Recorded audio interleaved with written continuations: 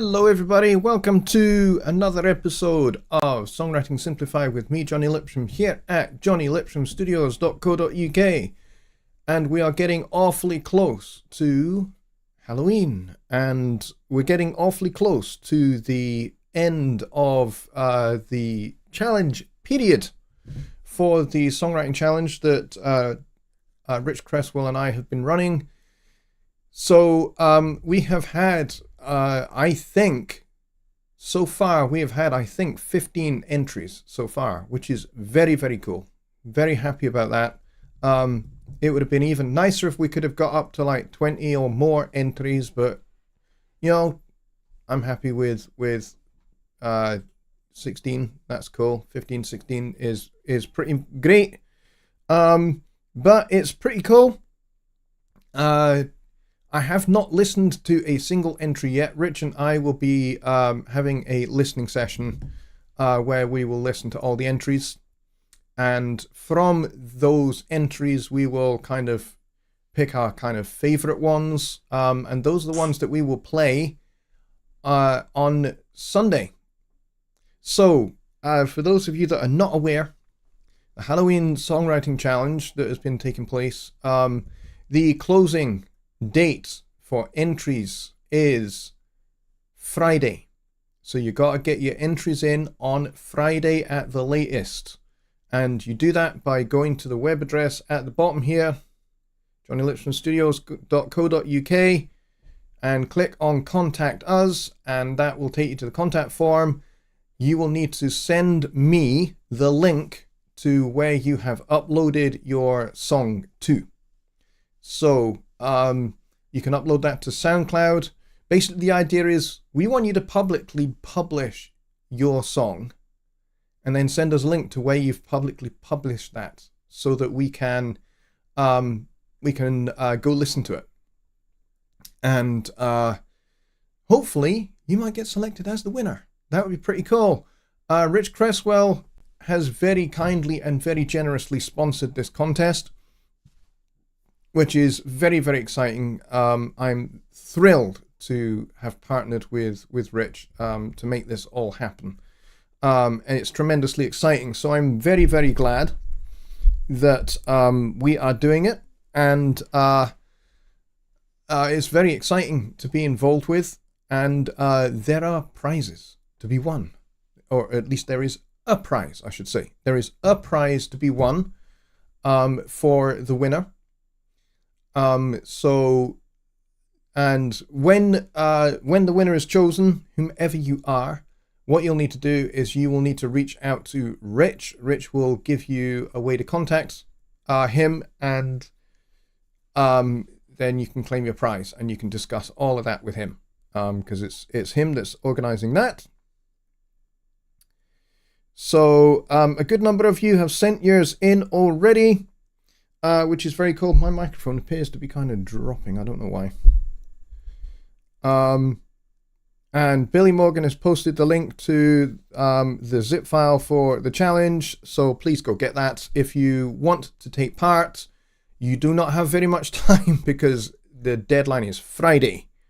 So let's see. Just Bob says, would that be Friday your time or Friday where you live time frame? Friday where you live. But yes, preferably within UK hours if you can. If you can't do that, then certainly so long as it is Friday where you are when you submit your entry, it will be counted. Okay? So we will take that into consideration. Rich Cresswell says, there are gifts for you all today, but you have to stick around to at least the halfway point. Yes, actually, I would say stick around to the end, folks. Because I like it if people watch all the way through to the end. Because that actually helps me. You wouldn't believe it, but it really helps me if you watch all the way through to the end. Because then that tells YouTube, hey, this content is valuable and, you know, my subscribers enjoy it, and those that are not subscribed, please do subscribe. please hit the notification bell and select all notifications. That way you always get a notification when I'm doing Songwriting Simplified on Wednesdays, and of course Sunday Night Live on Sunday, and of course all the other video content that I put out in between. Now, there is some more exciting video content coming very soon. You will notice, those of you that are members of Studio One Plus, you will notice that there's a whole bunch of new sound sets, new sound sets that have just been released to your accounts. And some of them are actually particularly jazzy. I've been taking a bit of a listen to them today. They are pretty cool. There's even some tenor sax samples, which are very well worth having, because if you want to construct a tenor sax solo and you don't have a tenor sax player, there's lots of nice little phrases that you can kind of put together to create a nice little solo, 16 bar solo if that's what your song needs. But yeah, and unfortunately none of them are in the B Locrian natural 6 scale, unfortunately. But so they won't probably fit with your Halloween challenge unless you're going to go for something that's really dissonant, in which case maybe it will fit. But yeah, so if you want to take part in the songwriting challenge, then grab that link from Billy Morgan. But like I said, you really don't have a lot of time here. But there is a prize up for grabs, so you can still enter. It's still possible to do it. We have 26 people here watching, which is fantastic for a flippin' Songwriting Simplified show. That is very, very cool. Thank you very much, everybody. We got 16 likes. Let's see if we can get that up to like 25, 26 likes. That would be fantastic if you could all do that. There's also, just for fun, the emoji button, which is in the chat somewhere. It looks like a heart. You can kind of smack that to your heart's content and have fun with that. I don't know what it does really, other than it's there for entertainment value. What it actually does for analytics for YouTube, I don't know, but it looks like it's a fun little feature. I otherwise don't really know anything about it, but yeah, please do have fun with that. There's lots of different emojis to choose from, and you can just like whack those and watch them float up to the top of the chat, which is quite entertaining. Let's see. Let's go see who is here after I've done my little preamble. And Chris Ragnar, you were the first in the door. Finally, you were the first in the door. You have achieved it, my friend. You have unlocked that achievement. Well done. Congratulations. And he says, I sat at this computer for 3 hours punching the refresh on the page, waiting. I actually took the day off work to be able to get it done. Now Billy can have it from now on. I just had to do it just this once. Christopher, dude, you have a talent for comedy, and I'm pretty sure you missed your calling. So I think comedy has definitely been calling you, for sure. So Christopher was first in the door, followed by Billy Morgan and the W5 family. And Mike Johnson popped in briefly. Thank you, Mike, for doing that. I appreciate that, because you are over in the Philippines. So you are 8 hours into my future. So this is like super duper early in the morning for you. Thank you for sticking around to do that. I appreciate it. Ron Figura is here. Rich Cresswell is here. And Boris Dancy is here. He's got a question. Chris Mrakna actually had a question that he emailed me, which I'm going to deal with first. And then we're going to get to Boris's question. But I'm also going to play a little bit of the songwriting challenge that I've done. I've done my entry. I'm not going to win, obviously, because I'm judging it along with Rich. But, as I did with the December 10th challenge all those years ago, I made an entry as well. So, because, what's the point in setting a challenge if I don't participate in it as well? So I did, and I did use the Locrian natural 6 scale, but I might have actually surreptitiously tucked in there a little bit of Dorian flat 2 and a little bit of Lydian dominant scale in there as well, just for extra sauce, really. But so I'm going to play you a wee bit of my piece, and then I'm going to kind of take it apart a wee bit so you can actually see under the hood a little bit of what I did. And because there's some fun little ear candy that I did. Like I recorded my kettle that's in the corner there. And I recorded some keys jangling as well. And I'll show you kind of what I did with both of those to make them sound not like a kettle and not like a set of keys, to add some interesting sound to the music. So we'll go through that as well. So we've got a lot to get through. And we got Tony Stringer here. We got Sean. And we got, as I say, we got Just Bob here as well. And we got Daryl Harrison. And we've got Paul Morgan.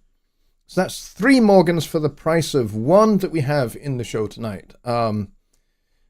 Which is very cool. And none of them are related to each other, which is even more of a bonus.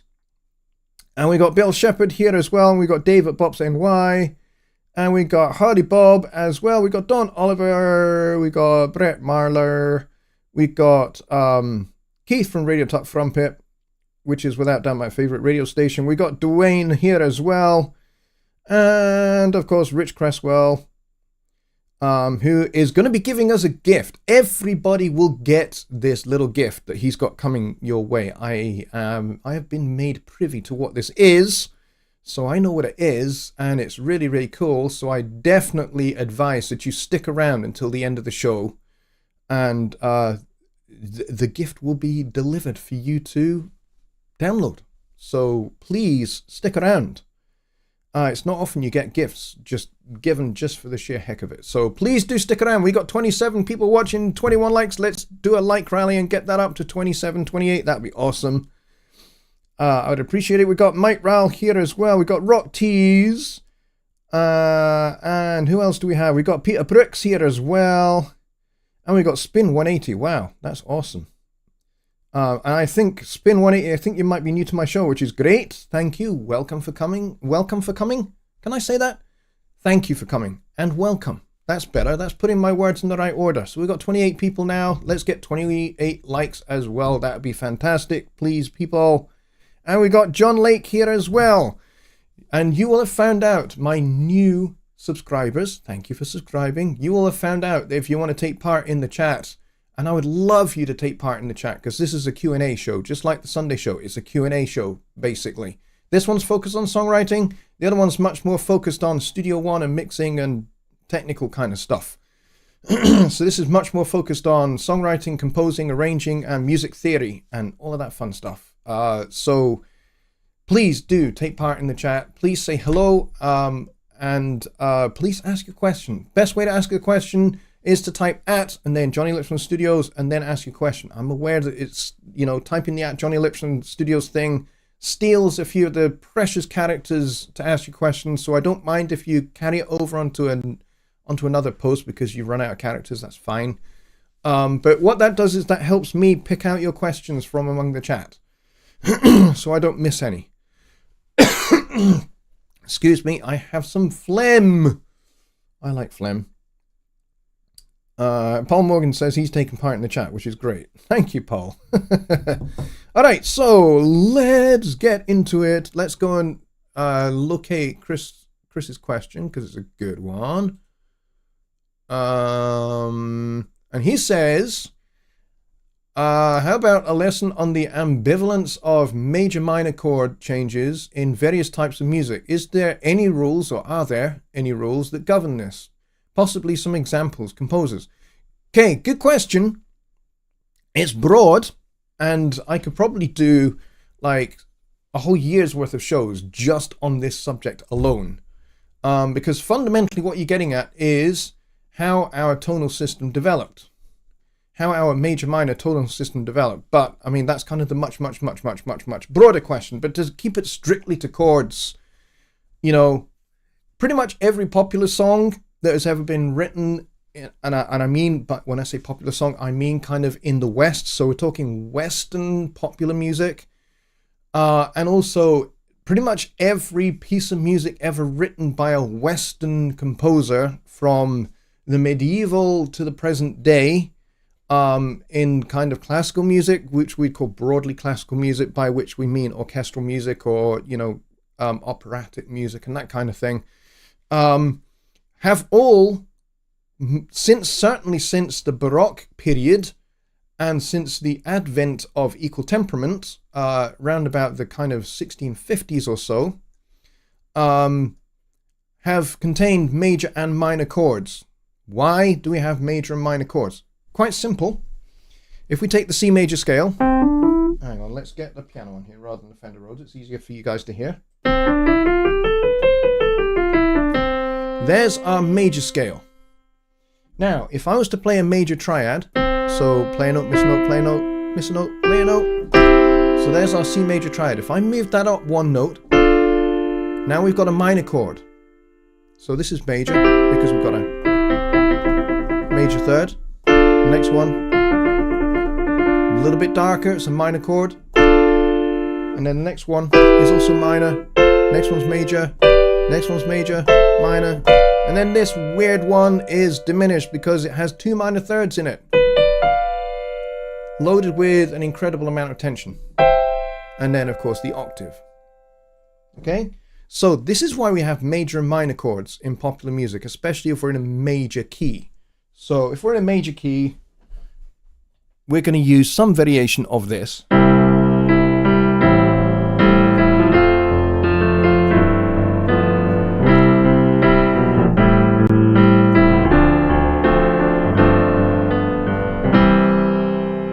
Alright, so we're going to play a mixture of major and minor chords because they have different tone colors and they provide different contrasts.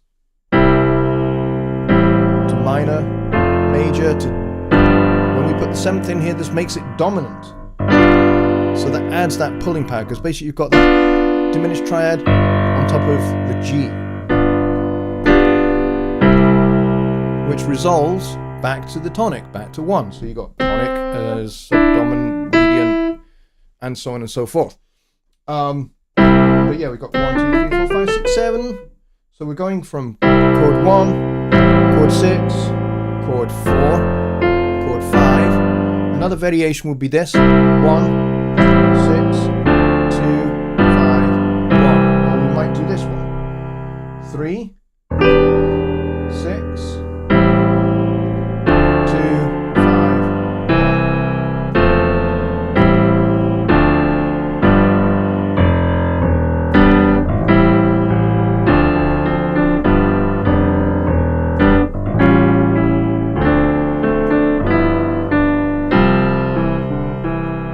Okay, so that's kind of where it all comes from. It's all derived from the C major scale, and the fact that if you play a chord on a different note within that scale, then you're going to get a different chord.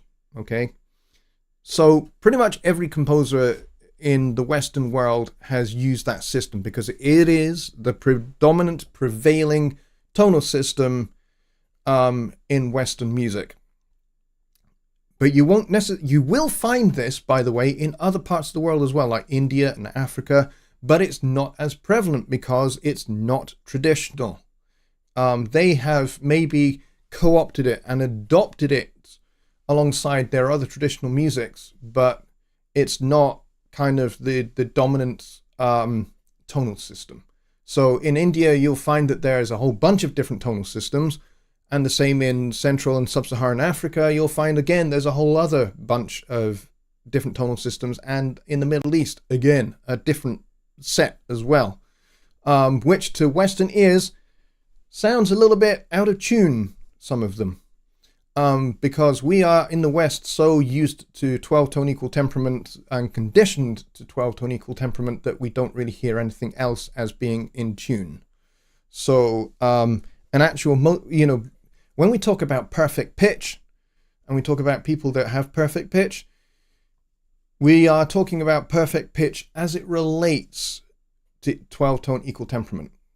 Unless you're Jacob Collier, in which case you have perfect pitch in any tonal system. But yeah, it's kind of where we get it from.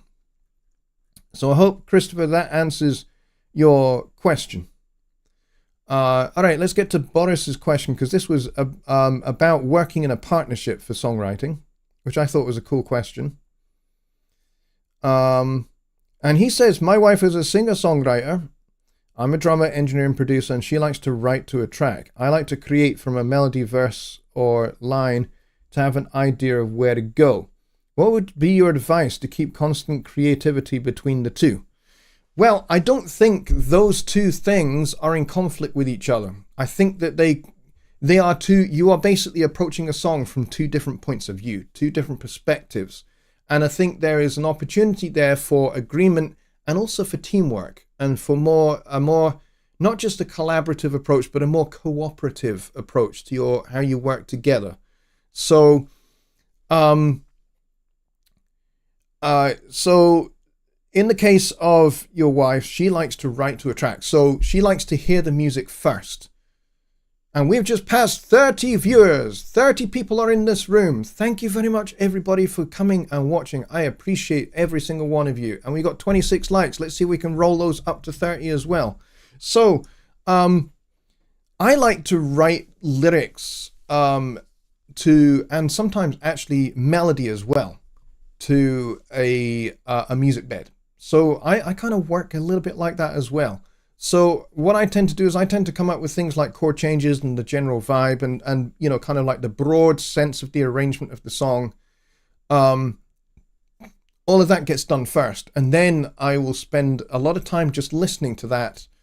And when I listen to that, that's when I start to hear a melody that's going to fit this. And then once I've got a melody, then my next step after that is to live with the song a little bit more in my head, and then I start saying, okay, what is the song telling me that it's about? And sometimes it's really clear. Sometimes the piece of music or the music that I've created so far has a particular vibe to it, a particular sound to it, and that will suggest particular characters and a particular setting perhaps. And so from there can spring a story. If I've got a couple of different characters that are interacting in this scenario that's in my mind, then it's quite easy for me then to just flesh out the story. And then once I've fleshed out the story, then I can start to, you know, to do what I call fractured storytelling, which is a literary technique, which is where you basically tell a story in kind of like snapshots.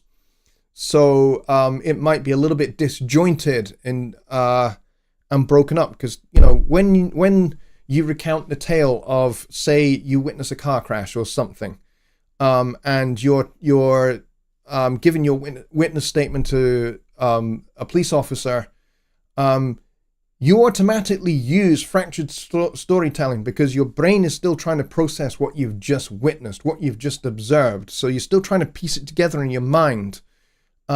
As you're telling what you have just witnessed to the police officers. So you're automatically kind of doing that. It's kind of a little bit disjointed. It's a really good literary style to use when you're songwriting because you tend to do things in short, broken up little sentences, which suggest things that have happened rather than stating explicitly things that have happened.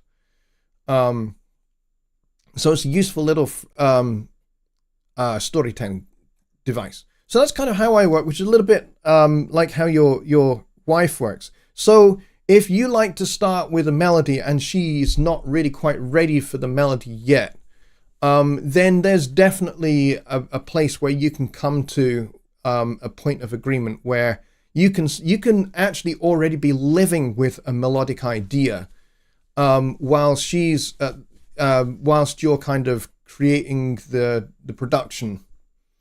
And so at that point you can say, right, okay, I think I've already got some clear ideas of kind of maybe a melody line. Then you can start to suggest that to her. And maybe she's already come up with something as well. And at that point you can start to put your ideas together. Maybe you both have a similar kind of melodic idea in mind, or maybe you both have very different ideas, but they kind of go well together. If you both find that you've both got different melodic ideas that complement each other, don't kind of discard one in order to keep another and decide, okay, this one is the strongest melody, we're going to go with that. This is our melody. You can use both because you can have one as the melody that is singing the lyrics, but you can also have a counter melody. You know, if you listen to orchestral music, you'll find that there are several melodies all going on at the same time. You'll have a clear, defined main thematic melody, which is answered by other, you know, supporting melodies and other counter melodies, or an answer to the main melody will appear in a different part of the orchestra. The brain is capable of listening to multiple melodies at the same time. Why? Because it's how we started. It's how we started with making music, you know, way back thousands of years ago. Music was very much contrapuntal. What do I mean by contrapuntal? Different melodies going on at the same time. Counterpoint. So one melody says this, another melody says this, another melody says that, another melody says this other thing, but they're all happening at the same time. And so this is where things like rounds come in, which is an early vocal form, and in kind of like the medieval period. And then you get more serious contrapuntal works in the Baroque period, where you get things like fugue and toccata and things like that. So you can come together and instead of discarding a melodic idea, embrace both melodic ideas and find a place where they both fit in. Either one is a counter melody, or maybe one is a verse melody and the other one's a chorus melody. So you can kind of work cooperatively there on different melodic choices that you might have. So basically play to each other's strengths is what I'm trying to say as you work as a team. So I think there's a great opportunity there for you, Boris, to work as a team, and kind of like have clear kind of boundaries, clear deadlines, clear ideas of when you want things to be done by. So I think that may be a good suggestion for you. Just Bob says, how many entries for the Halloween challenge? We've got, I think, about 15. And the last day is on Friday. So you got to get them in on Friday. All right, let's see, what else do we have? Paul Morgan says, do you think self-styled songs are self-indulgent, or do you think folks are interested in our parentheses, the unknown artist's story? Oh, for certain. Yeah. I mean, some of my songs are autobiographical. But I have a particular way of being able to tell my story without people kind of automatically and very readily knowing that it's my story. Like, for example, I will tell my story from another person's perspective, or I might write my story as if I'm the narrator observing the story taking place. So from a third party's point of view. Or I might make it really, really personal, but make it, you know, kind of make it a little bit obvious in the lyrics that the writer is not really talking about himself. He's portraying a different character. So there are definitely ways around that. There's an awful lot of songwriters out there that write very autobiographical songs. For example, Phil Collins, his first, I think 3, maybe 4 solo albums after Genesis, they were pretty much autobiographical, because he was basically using songwriting as a catharsis, as a way of venting his emotions as he was going through a turbulent divorce and a very unpleasant situation. And so he was going through a lot of different emotions, and so those songs came out of that. And yet, you know, we don't readily identify that those songs are songs about divorce, or they're songs about him particularly and his now ex-wife.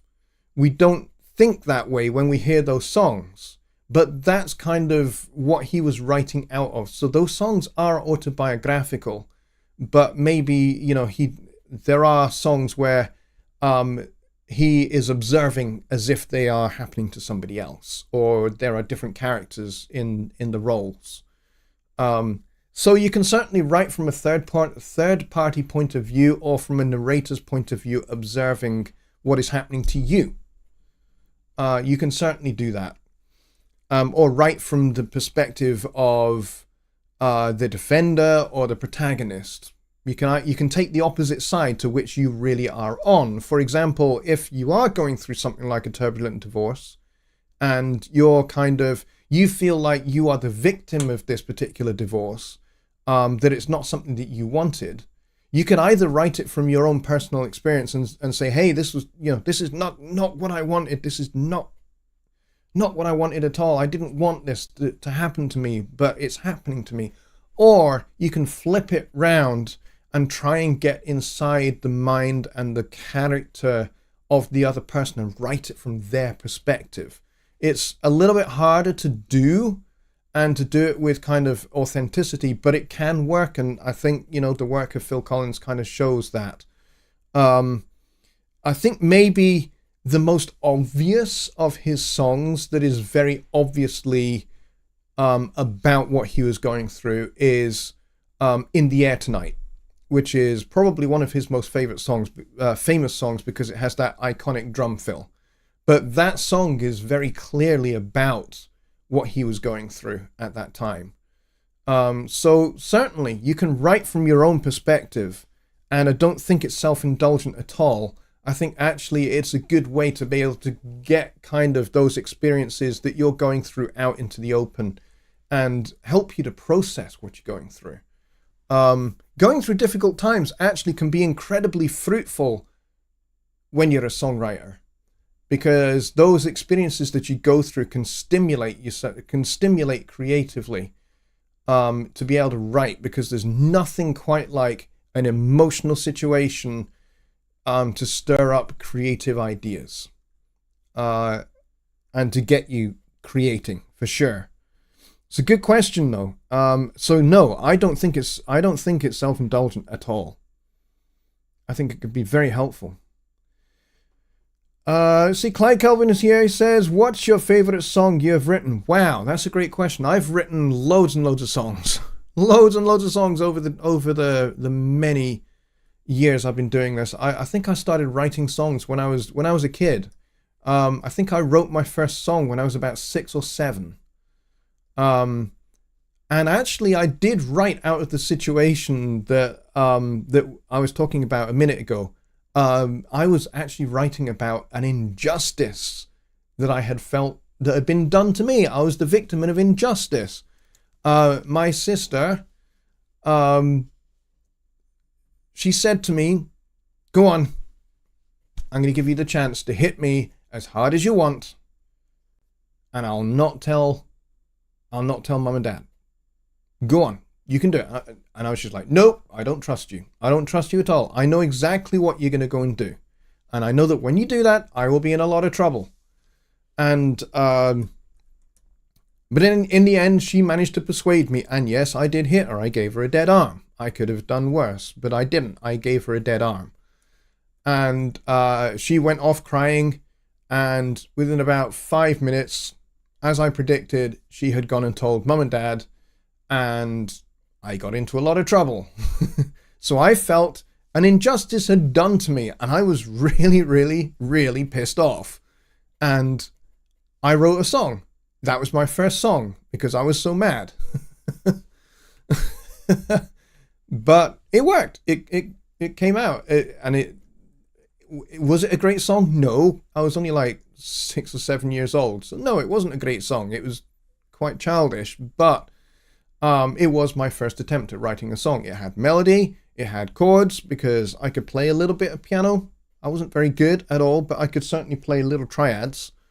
I didn't really know much about where to move the chords, but I knew I could do that, and I could do that, and it was kind of okay. So I did that, and that was my accompaniment. And I knew how to rhyme. How I knew how to rhyme, I'm not sure. I just instinctively knew how to rhyme. I was just like, okay, this word sounds like this word, so they kind of go. And that's kind of how I got started.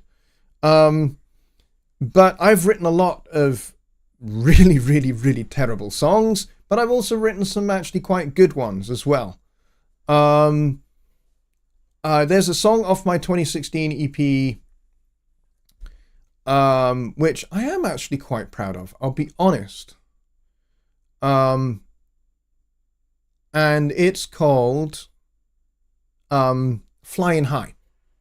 And basically it's actually a story about a guy whose ambition is to be a great saxophone player, a great jazz saxophone player. That's his ambition. He has devoted his life listening to the music of great saxophone players from the 1940s and 50s, like Charlie Parker and John Coltrane, and great players like that, and Don Byas and other great saxophone players. So he immersed himself in this world of 1940s, 1950s New York. And so that's where he imagined himself to be, and he aspired to this kind of particular thing. And so I decided to, what would happen to this guy if I put him in that place that he's dreaming about being in? Would it really live up to his expectations? And so I put him in that situation where he's playing a gig at one of the famous jazz clubs in New York at that time, called the Famous Door. And he discovers that sitting at one of the tables right at the front near the stage is this gorgeous redhead that he is instantly attracted to. And so when he's playing his saxophone, he is playing just for her. There's this audience, but he's playing just for her, and he's really trying to impress her so he can, spend the rest of the night with her, which he does, by the way. But does it live up to his expectations? That question never gets resolved in the song, but I'm really proud of it because I think I succeeded in being able to describe the imagery of 1940s New York and 52nd Street and that kind of thing, without obviously ever having been there. But yeah, I think that's probably one of my favorite songs. I have many favorite songs, but that's one of them. Okay, so I said I would play at least a bit of my my Halloween piece for you, which I'm going to do. And I'm going to give you a little bit of a taster of it. But I'm also going to show you where you can go listen to it on SoundCloud, because I have actually published this. Like I said, I published it just like you guys that have taken part in the challenge have. I'm going to play a wee bit for you, and then I'm going to show you some of the things that I did to kind of make this work. And like I said, I was using this scale to derive the chord changes and the melody. Now, the melody is hard to pick out because it's kind of a bit buried, but it's kind of meant to be, because it's a little bit, this piece is a little bit kind of impressionist. It's kind of dark and it's a little bit foreboding, is the way I would describe it. Not necessarily completely scare your tits off scary, but it certainly has that sense of foreboding. And it's called, what the hell is it called? It's called, it's called Soufrière. Now, Soufrière is the name of a volcano, a very, very active, very explosive volcano on the Caribbean island of St. Vincent. And this volcano erupted, it must be 10 or so years ago, and at great cost, great damage was done. And there was quite considerable loss of life. Fairly comparable to the Montserrat volcanic eruption, which was extremely damaging. So I'm going to play a wee bit of this, and I hope you get that sense of foreboding and that idea of an impending doom, which is what this is really all about. Let's go over to Studio One. Shall I put myself in a corner, or would it be distracting? Maybe not.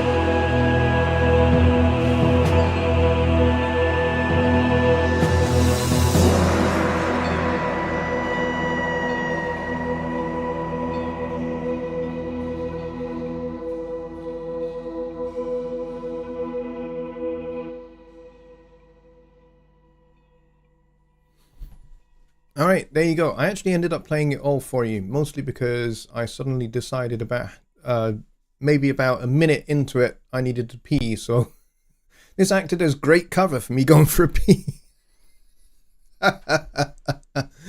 Sorry about that.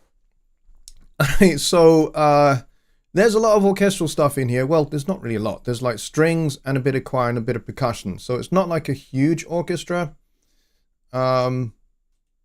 But it's pretty cool. It's actually way out of my wheelhouse. This is not necessarily music that I write a lot of.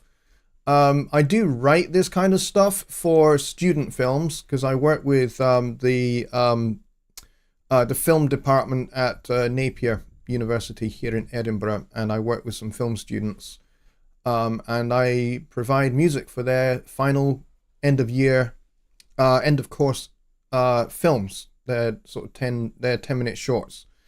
So, and I by the way, I don't make any money out of that. I do that just because I like to support the university, and because the university are fantastic, and they do a lot of good. So I basically do it for free for the students, and I love doing it, and it helps. It benefits me because I get to flex these particular muscles musically, because I'm a jazz guy. I write a lot of big band music. I write small band funk and that kind of stuff. I don't really write this kind of stuff. So it's an opportunity for me to kind of flex some other muscles musically and compositionally that I don't normally get to do. So for this, there was a wee bit of sound design. Who was it who spotted the keys? Somebody spotted the keys jangling. Even though, it was Brett Marland spotted the keys. Yes, right at the very beginning of the song. We have this guy here.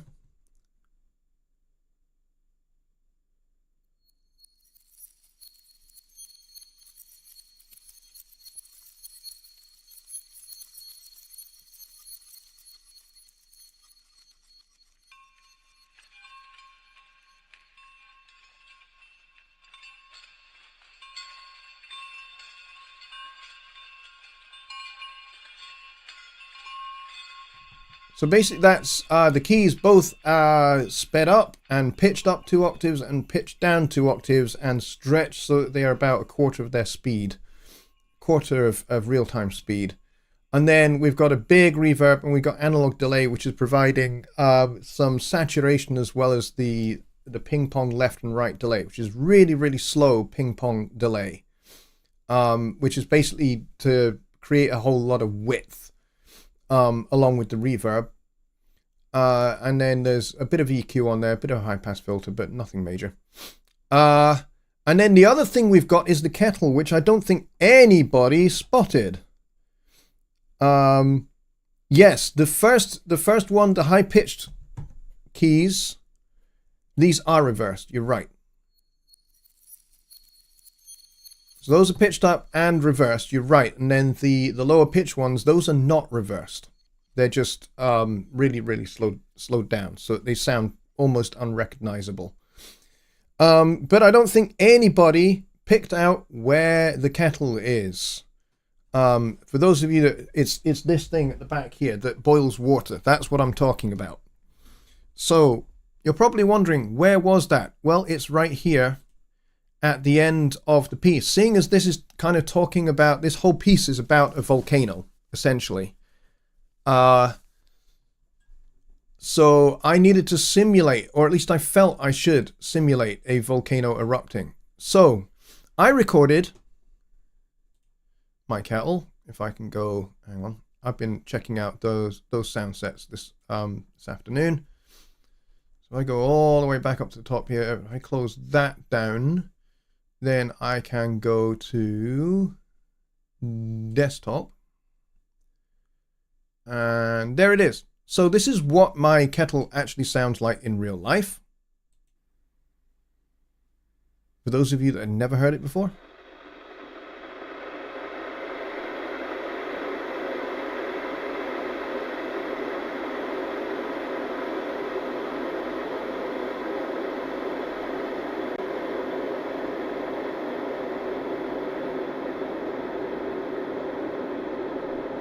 get out of the way so you can see this.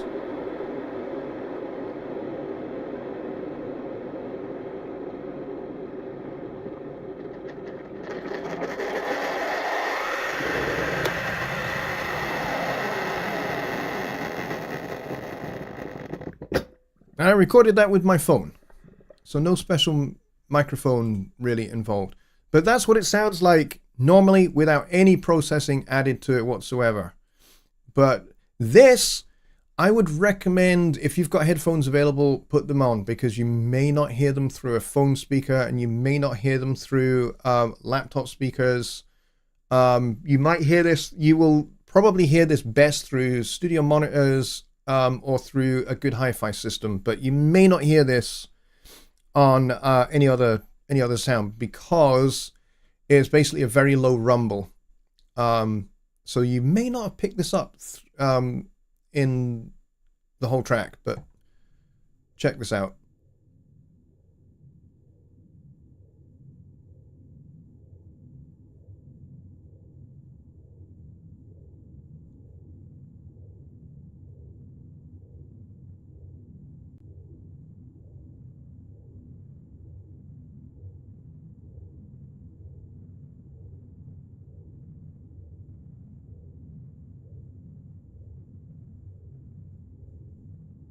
So yes, I slowed it down a lot.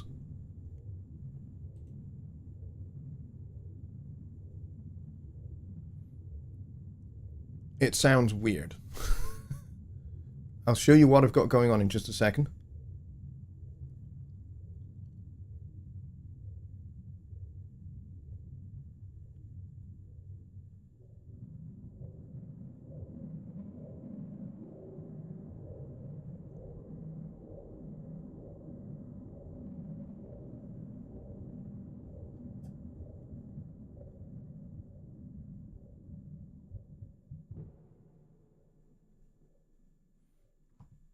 All right, so that's the kettle, hot tap, I call it, because it basically, it takes just a matter of a few seconds for it to go from room temperature to boiling, and it's very, very cool.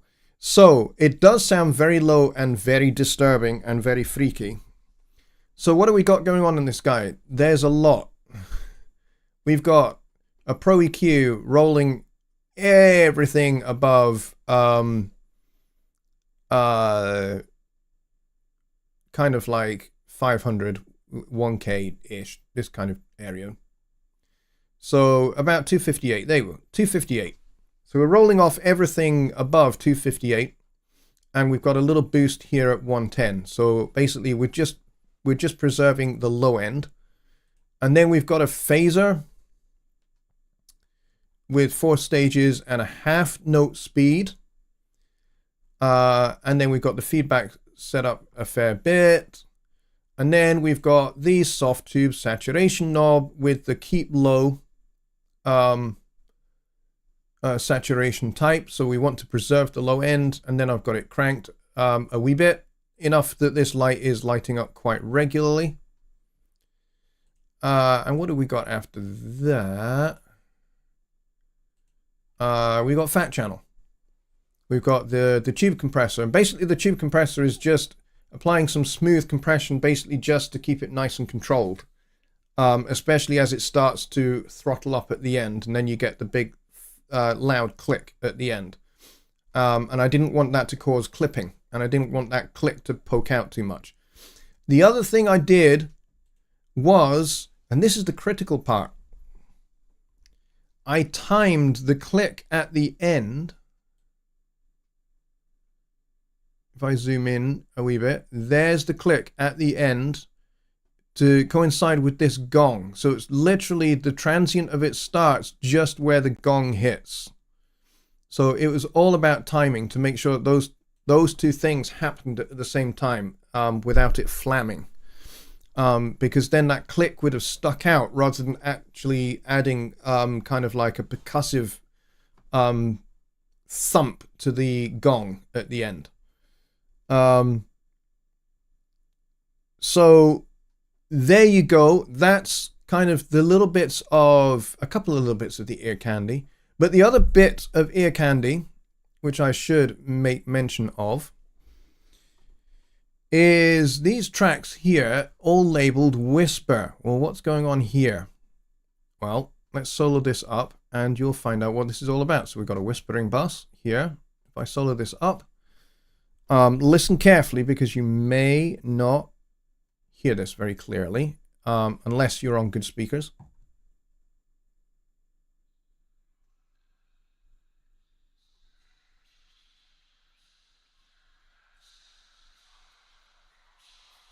So I really crank this up.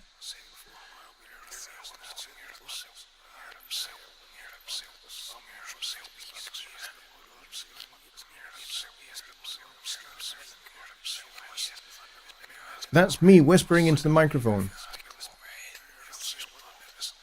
But I've reversed everything so you can't actually discern what I'm saying.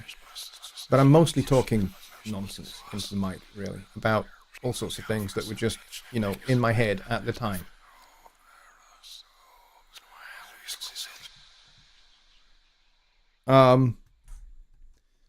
So that kind of provides a little bit of a kind of atmosphere in which you can pitch this piece. And you don't hear it, you more feel it. Occasionally you might catch some of the S's coming through, the reversed S's popping through in the mix every now and then, which is cool when that happens. But it's just kind of there to provide a little bit of atmosphere. And all of those have an EQ on them, and they're all going through a different delay, a slightly longer delay, and a bigger reverb as well. And then I've got them panned a wee bit, so those provide some width as well. But basically this piece started out with just the strings, and then I added some of the choral elements, and then I think one of the last things I added was the Mai Tai, the Mai Tai synth, using the flombone sound, which is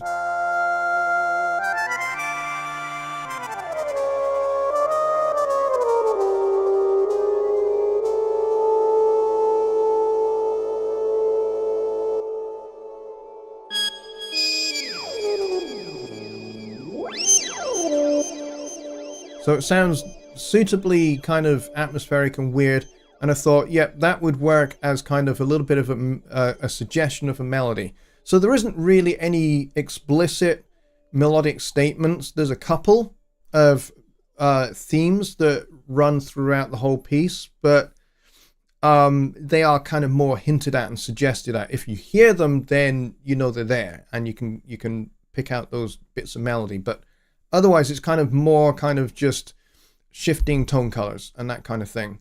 But everything is derived from that B Locrian natural 6 scale that was the brief for the whole challenge, was basically to do something with that.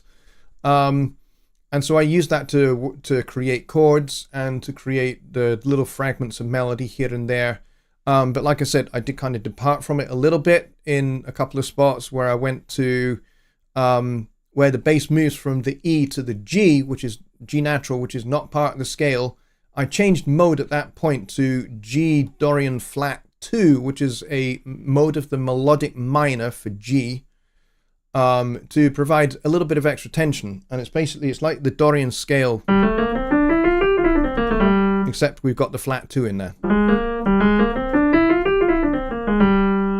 So that provides that sort of A flat kind of over G kind of sound,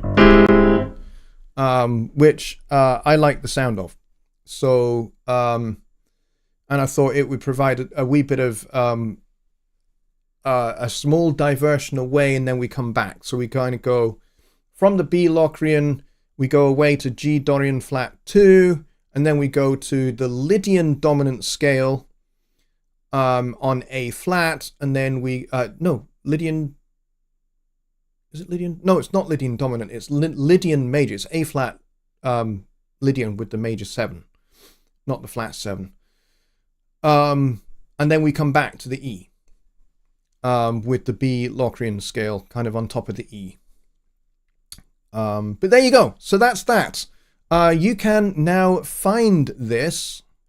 As I said, it's been published and it's over here on my SoundCloud. So if you go to soundcloud.com/Jonny-Lipsham-Studios1, I'll post this in the chat. You can go and listen to that to your heart's content. I would definitely like listens, and you can also click on different various points and you can make comments. So I'd appreciate your comments as well. It's one of the cool things you can do. You can just kind of click on here and you can say, hey, I really like it at this point, or I like what you're doing here, or whatever you want. So yeah, if you like it, then please go and check that out. Now, let's go back over here and we'll see that Rich has delivered his gift, and Christmas has come early, folks. Christmas has really come early. So there's a transfernow.net link there from Rich Cresswell. Go and grab that, because there is a whole bunch of goodies that that Rich has provided there. There's impact kits, there's presets for Mai Tai and presents, and there's some samples, and there's all sorts of stuff in there. So I recommend that you go and grab that stuff, because it's got a whole bunch of things that you can use for your own songwriting. And you can basically install these straight into Studio One, and you'll have a whole bunch of presets for presence, impact, sample one, Mai Tai, and there's some other things there as well, which I'm not going to spoil the surprise, because really you should just go download the thing, to be honest. So a very, very big thank you to Rich for his generosity, because there's like 2 gigs worth. It's that, and that's a compressed file, by the way, so it's actually more than that. It's just compressed down to 2 gigs, but when you open it, there's a ton of stuff there that Rich has put together in his audio care package, which he is giving away totally for free. So please go get it. And I hope you're inspired by what's in there, and I hope that you find what is in there, you find it useful and helpful to get you making better music and make you writing better songs. So please do go and grab those. There's no end user license agreement. There's no fees. It's all royalty free. So you can use these in your own songs that you then publish for people to buy. So you can make money out of this stuff that Rich has provided for you. So there you go. Just Bob is asking that he's on his phone. Can he retrieve this later? The link should appear when you watch the show on replay, if you make sure that you have the live chat on replay, which I will make sure that actually the live chat shows up on replay. So when you get to this point in the show, watching it on replay, you can go and grab that link, because it will be there in the chat on replay. So it's 3.10 gigabytes uncompressed. There you go. That's what you're getting. You're getting 3 gigs worth of awesome stuff. Dwayne says your site wants my credit card information. Really? I find that surprising. It shouldn't do, I don't think, because Rich is giving this away for free. So I'm not really sure what's going on there. But this was a gift. You shouldn't have to pay anything for this. So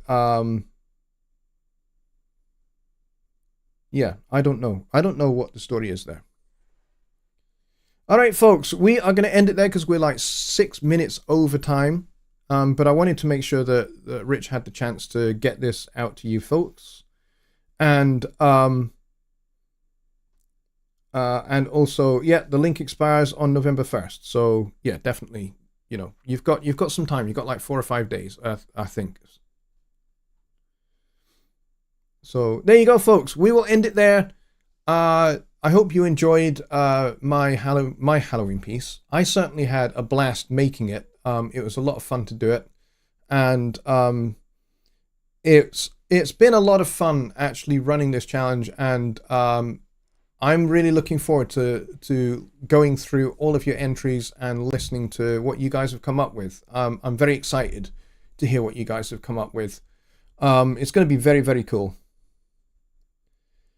So we will have a winner on Sunday. So please stick around. Make sure you are here on Sunday for Sunday Night Live, 6 p.m. Central Time. And Rich will be on as my guest. And he and I will be playing our favorite ones from amongst all the entries. And we will also announce the winner, and you will be able to claim your prize from Rich. And there is an after show courtesy of Billy Morgan, because Mike is over in the Philippines.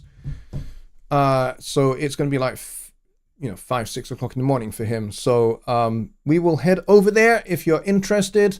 Otherwise, folks, I'll see you on Sunday for a very special Halloween special Sunday Night Live. Until then, folks, I bid you all a very good night. And we'll end with that, with a little bit more of the dark foreboding Souffrere. Good night.